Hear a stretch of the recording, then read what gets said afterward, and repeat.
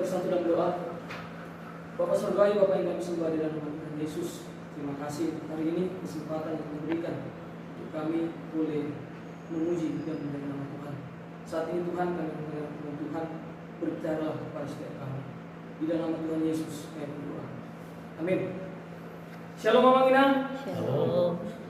Firman Tuhan yang ditetapkan bagi kita hari ini terambil dari kitab Injil Lukas pasal yang kedua ayat 15 sampai ke 20.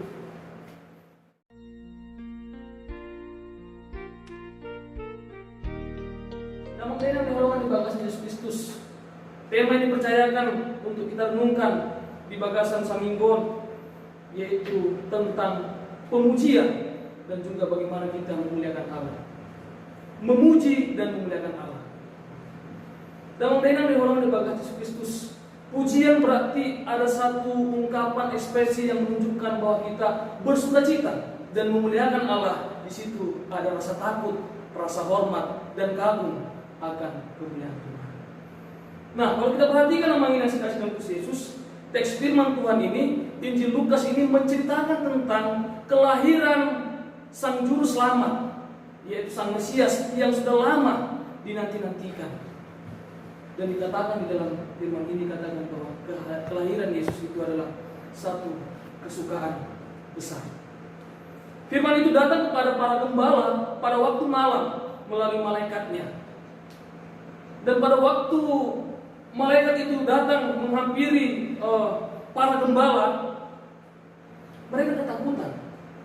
Tapi suara malaikat mengatakan, jangan takut, karena hari ini anak itu telah lahir, Sang Juru Selamat itu telah lahir bagi kamu. Yaitu kesukaan besar yang sudah lama dinanti-nantikan. Maka dalam yang dibagikan Yesus Kristus melalui teks firman Tuhan ini ada 3 poin atau 3 alasan mengapa kita harus memuji dan memuliakan Allah. Yang pertama, berita Injil itu untuk manusia berdosa.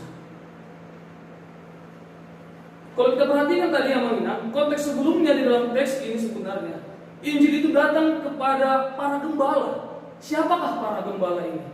Gembala pada saat itu, Amangina dalam Yesus adalah orang-orang yang tidak dihormati ataupun yang tidak diperhitungkan. Dalam tanda petiknya mereka adalah orang-orang yang terpinggirkan ataupun orang-orang yang diremehkan di dalam status sosial seperti itu.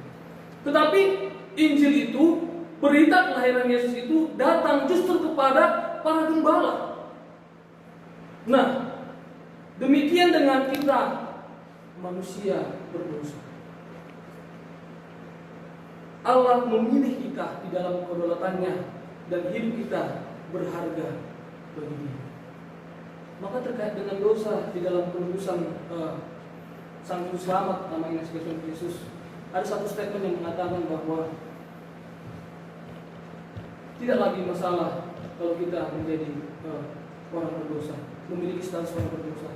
Yang menjadi masalah ketika kita tidak sadar kalau kita adalah manusia yang berdosa. Yang kedua, namanya Yesus tema poin yang kedua, berjumpa secara pribadi dengan Injil.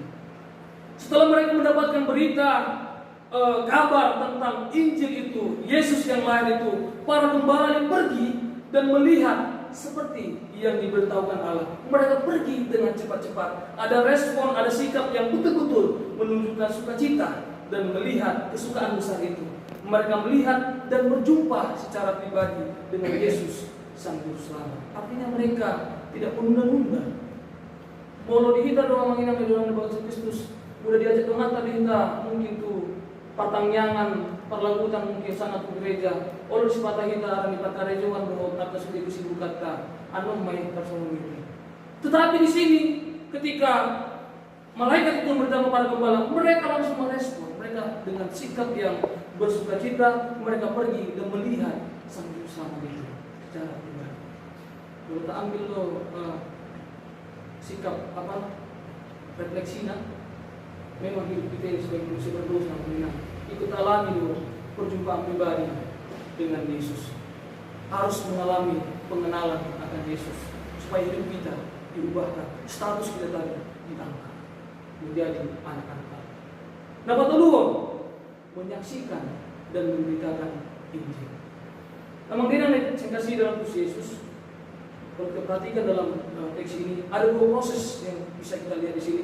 Yang pertama tadi prosesnya adalah mereka belum melihat, tapi sudah diberitahukan sang juru selamat itu. Dan proses yang terakhir di sini, setelah mereka melihat, ada respon lagi yang mereka berikan. Apa itu? Mereka menyaksikan dan memberitakan Injil.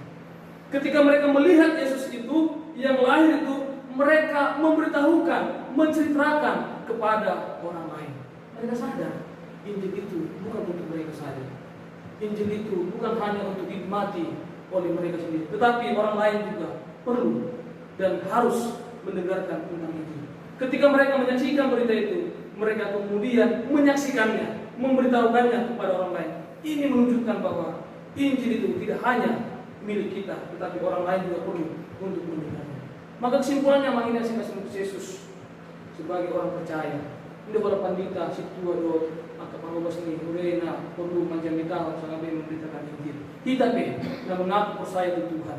Hal Kristen na mengaku percaya di Yesus. Ikut beritahuan do berita dari kanon. Ikut beritahuan do Injil Tuhan bahwasanya Yesus telah lahir untuk menyelamatkan dan menebus kita dari dosa. Amin, Tuhan. Kita bersatu dalam doa.